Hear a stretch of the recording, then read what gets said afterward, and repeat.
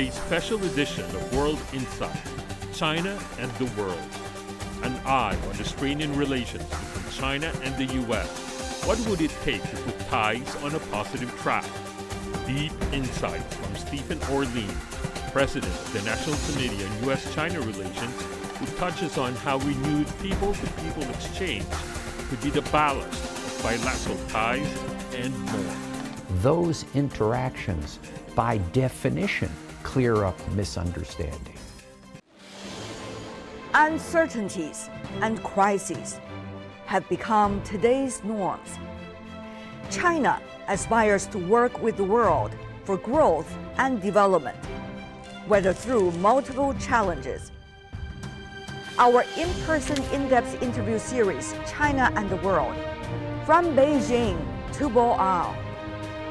We invite today's movers and shakers who see China firsthand, who frankly share their views.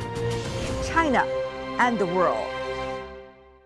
Hello and welcome to World Insight with me, Tian Wei.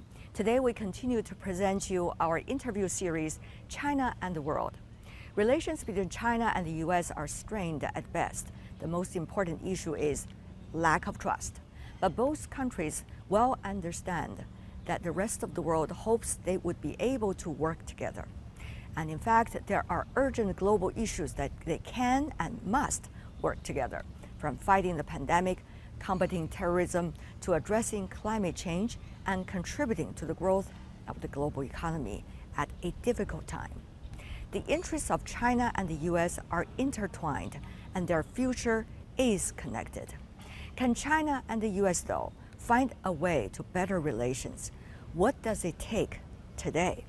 At this critical juncture, I talked to Stephen Orlins, the president of the National Committee on U.S. China Relations, who has been advocating for constructive U.S. China relations for 4 decades.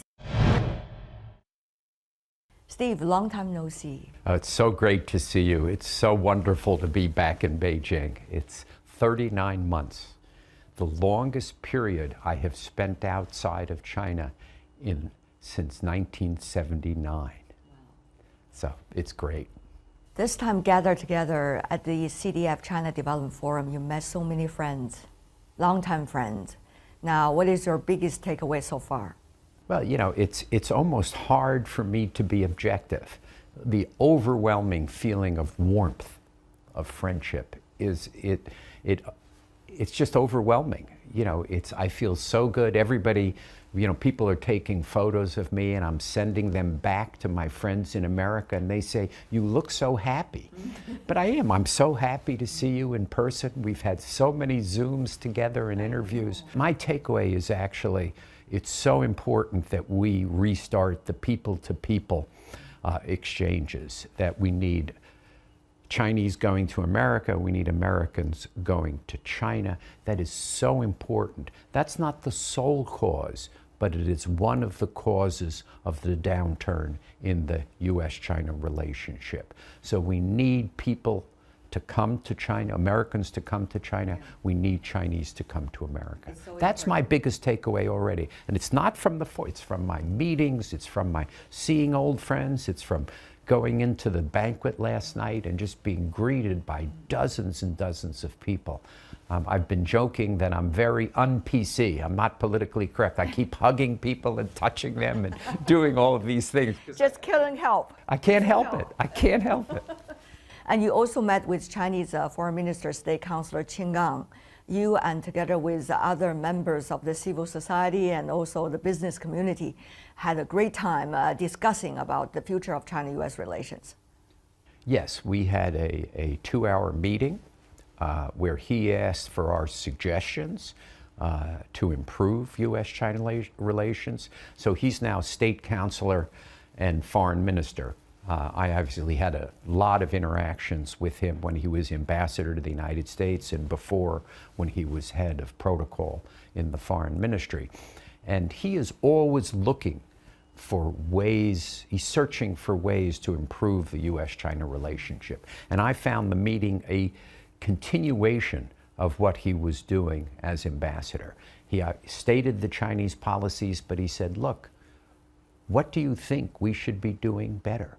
What are the things that you believe we should be doing? Explain to me how you're feeling about Chinese views of America now that you are in China. And it was it was a very productive meeting from that point of view. Listening is a great capability. Do you think Washington is listening to Beijing carefully, particularly the kind of suggestions? The executive, I think you now need to divide Washington into sectors. The Congress seems very set in its views of China, though there seems to be some changes occurring, which is good. The executive branch is certainly open to listening.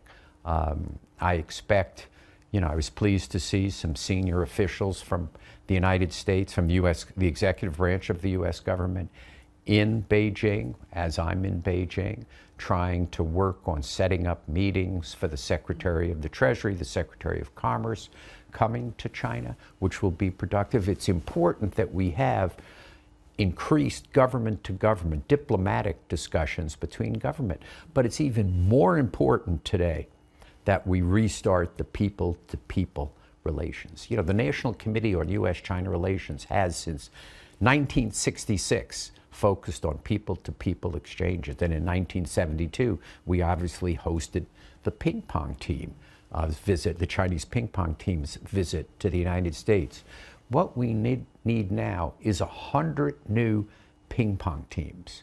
We need hundreds of ping pong teams to come from the United States to China and to go from China to the United States. Obviously, I'm figurative, right, not literal, but that's very important that we do, because the people-to-people relationship forms the foundation for the overall relationship.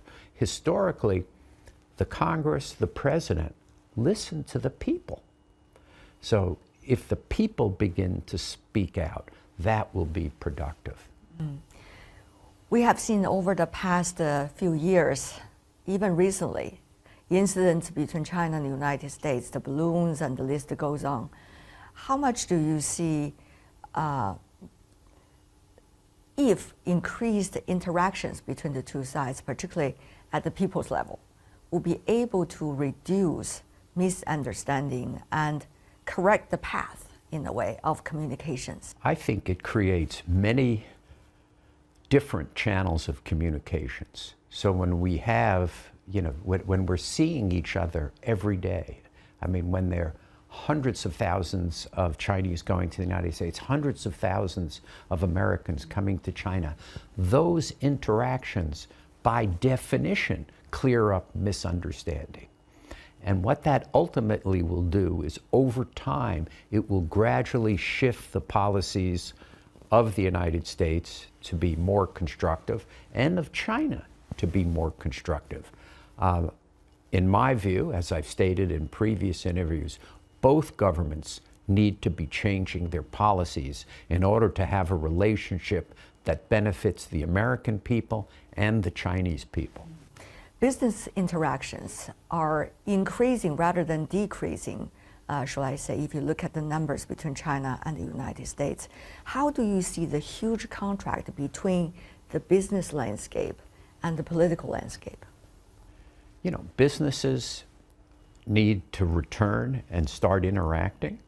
What's happened during the COVID era with the quarantine system, a lot of the businesses continued to be in China, but the people weren't. Some people left, some people couldn't go. If you're a senior executive in an American company, you were not willing to come to China because you had to quarantine. Chinese businesses stopped going to the United States. So we have the business interactions, but they're much more Chinese talking to Chinese and Americans talking to Americans. When the travel restarts, it's going to go back to where the Americans who have invested in China will be talking to the Chinese government. the Chinese who have invested in America will be talking to the U.S. government. And that will lead to improvements in the business-to-business relationship. The business community needs the Chinese government to be more transparent, to be more open, to do things which lead to increases in U.S. investment in the United States. The Chinese businesses need the American government to be more transparent in what kind of investments can be made by Chinese companies in the United States, what investments can't be made in the United States. You know, certainly one of the low points was a couple of nights ago, the congressional hearing on TikTok, when it did not appear from my perspective that the members wanted to hear from the CEO. They wanted to make political statements. Now, they, of course, are welcome to make political statements, but it would be better if there was an understanding of TikTok and the data protection that it wants to put in place in the United States, which is actually pretty good. This part of the world, in China, people see the U.S. administration not necessarily implementing their promises and their consensus reached at the very top level between the two presidents during the G20 summit last year. And therefore, there's a tremendous deficit of trust, the latest deficit, shall I say. Yeah. So how, from a perspective of your job, how do you see, you know, things would become what it is today, and how much difficulties are still ahead? There are a lot of difficulties, and the trust deficit is serious. But I think when the people-to-people relationship improves, it will be from the people to the government. The people are looking for a way to improve this relationship. And the people in the United States are too. You know, they understand the costs of this bad relationship. What I say in my speeches, you know, in the United States are, you know, both countries should end tariffs tomorrow. Just end them. They punish the peoples of both countries. And they predominantly, in the United States, they predominantly punish lower income Americans. So rich people, you know, the Congressional Budget Office thinks it's about $1,000 a family, the cost of the tariffs. Well, you're rich, you know, $1,000, you don't care.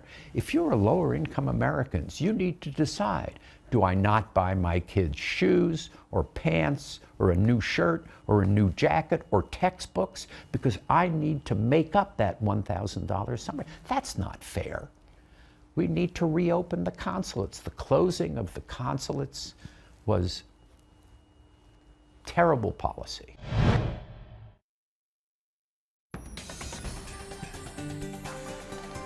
The world is changing fast, taking all our lives with it. But we can change it too, by seeking answers to problems through discussions and debates. On World Insight, I ask direct questions to real people in the know, seek genuine answers, but respect diverse perspectives. Our live global debates tackle the most critical issues head-on. World Insight with Tian Wei go beyond the headlines. Images may appear to be identical, but looks can be deceiving. The difference is not always obvious. It has to be discovered. There are always different sides to a story. We put the focus on the details. To see more, to understand better. CGTN. See the difference.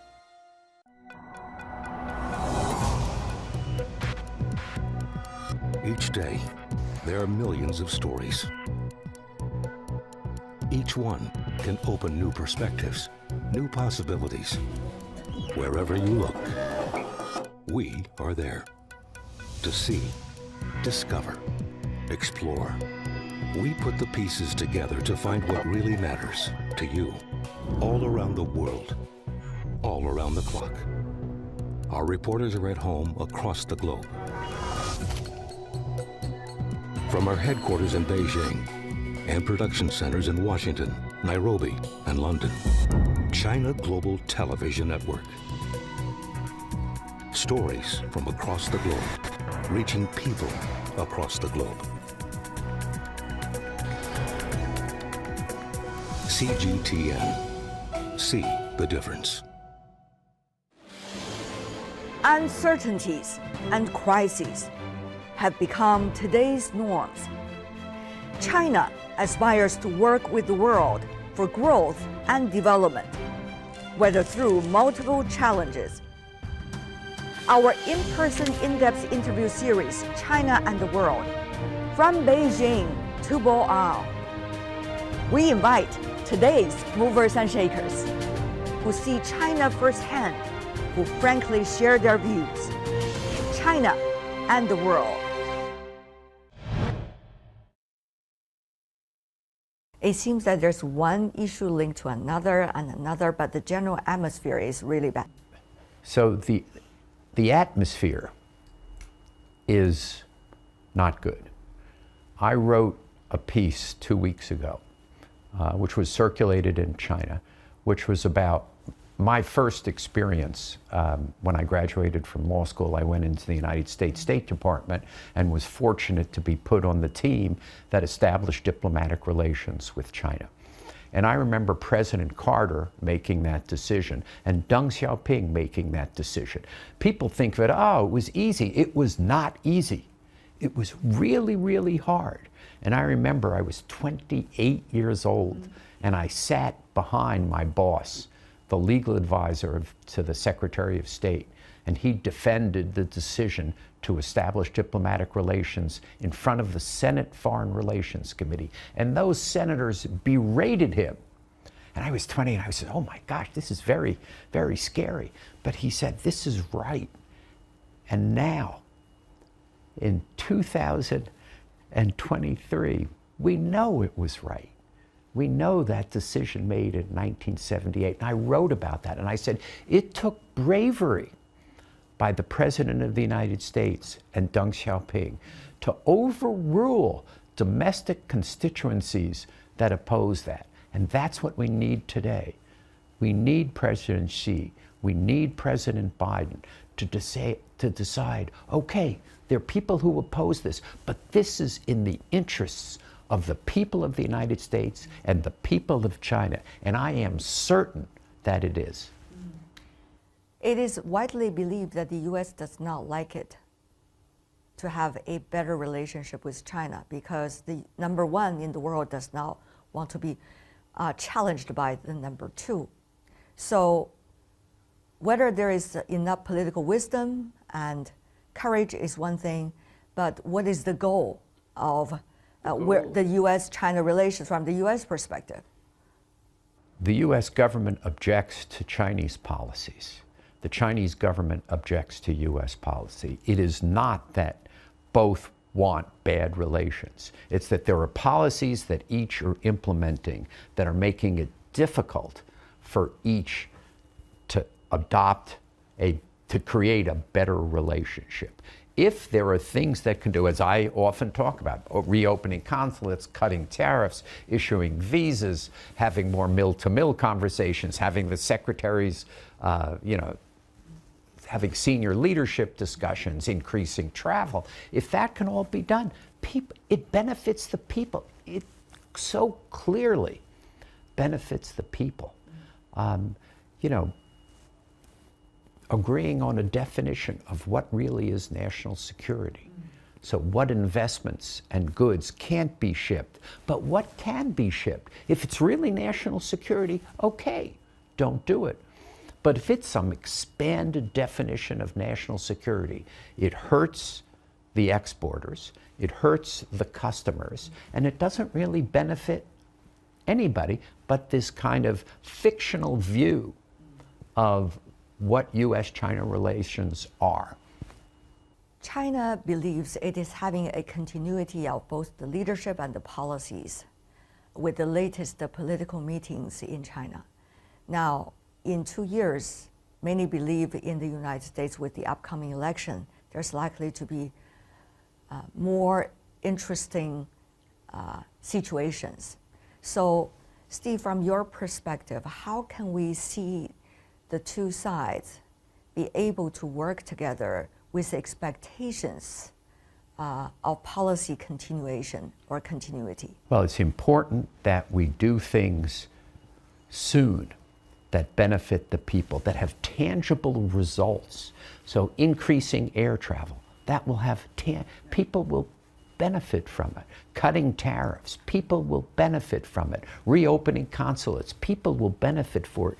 You need to, before 2024, to have tangible benefits to the people of the United States that derive from policy changes, and tangible benefits to the people of China that derive from policy changes. And I think that's doable. I think it is doable, and it's so strongly in the interests of the peoples of both sides. Now, there are certain people who benefit from bad U.S. China relations, but it is a tiny minority of the United States and a minority of China. Mm. How do you see people can get more balanced information about each other? I think, openness and transparency is very important. We need to agree on what data is truly national security and what data can be transferred. We need to find ways through openness and transparency to cooperate on health care. Mm-hmm. It's very dangerous, the lack of cooperation that we've had over this 39 months. I mean, people die because we haven't been cooperating enough. I think back 10 ways to Ebola and how United States and Chinese scientists worked together to combat that potential epidemic. And then I look at what happened over the last 39 months. I talk with healthcare experts in China and the United States, and they cry out for more cooperation. And they want to, they can do it, and they will do it. And once we, it's like a bad marriage. You can't fix a bad marriage with one magic bullet. You need to kind of work on each individual thing. And as you work on one, then you can work on another, and you rebuild trust, and you rebuild the relationship. And right now, the United States and China, they're still married, but they're in a bad marriage. That analogy is always interesting. Steve, many years ago, my last question, many say your job was actually the best in the world a few years ago. And now people say, how could you still be able to do your job? That certainly reflects the changes that we see in the world. But tell me more about how you're trying to do your job. We're doing it by continuing to run Track 2 dialogues, continuing to try to educate the American public, by having our YouTube channel be viewed now by hundreds of thousands of Americans. So that's helping on kind of my trying to do my job well. But I always think of, there was a Foreign Affairs article a few months ago. It asked Americans, 70 American China experts, do you think American policy towards China is overly hostile? And they gave you a 1 to 5 score. 5, it was overly hostile. I said, easy, 5, of course it's overly hostile. Then they said, 1 to 10, what's your level of confidence that is overly hostile? Easy, 10. And then the results came out, and there were only 4 people who agreed with me. So some of your colleagues asked me, isn't it difficult that you're such a small minority? And I said, no, it's not. I said, look at the 4 people who agreed with me. Ambassador Stapleton Roy, former Assistant National Security Advisor Jeff Bader, Lee Chung from Brookings. If I'm going to fight a war, I want to be in the trenches with those people because they're really smart and able. Second, it's not the first time I've been a political minority. My opposition to the war in Vietnam when I was young, when we first went and demonstrated against the American government, it was, we were thousands, and then we were tens of thousands, and then we were hundreds of thousands, and then we were millions, and then we changed the U.S. government's policy. And maybe that's what's going to happen here. We're first going to be a small group, and I'm seeing more people, more articles, more opposition to this overly hostile environment. And last but not least is I'm sure I'm right. I have no doubt that a hostile policy hurts the American people. It ultimately, people will realize it. And I'm seeing, it's very interesting, just this morning I was seeing the progressive wing of the Democratic Party beginning to coalesce against some of these policies. So people, and they coalesce because these policies, as I said earlier, hurt lower income Americans. And it's no good. And these policies of China hurt lower income Chinese. It's not right. So this money that we're expending, it's money that comes out of poverty alleviation, out of infrastructure, out of social programs, out of education. Right. It's not good for us. So I'm convinced that in the long term, we will have a better relationship. Thank you so much, Steve, as always. Pleasure to see you. Wonderful to be in person. Thank you. Thank you. Uncertainties and crises have become today's norms. China aspires to work with the world for growth and development, whether through multiple challenges. Our in-person in-depth interview series, China and the World, from Beijing to Bo'ao. We invite today's movers and shakers who see China firsthand, who frankly share their views. China and the World. My interview with Stephen Orlins. That's all the time we have for today. If you'd like to know more, search World Insight or check out our YouTube channel. Follow us on Twitter and Facebook. I'm Tian Wei on behalf of my team. Thanks for being with us. Bye for now.